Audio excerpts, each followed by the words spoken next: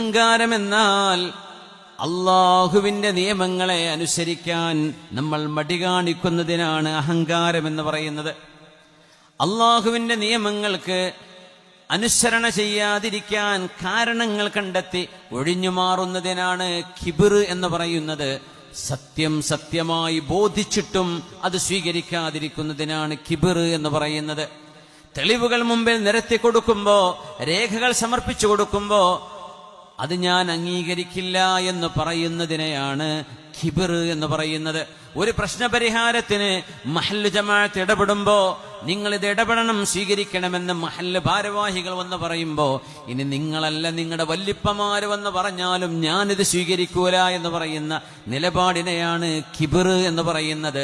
മൻ കാന ഫീ ഖൽബിഹി ഹബ്ബത്തു ഖർദലിൻ മിൻ കിബിരിൻ, കിബിർ ഒരു കടുകുമണിയുടെ അത്ര, കടുകുമണി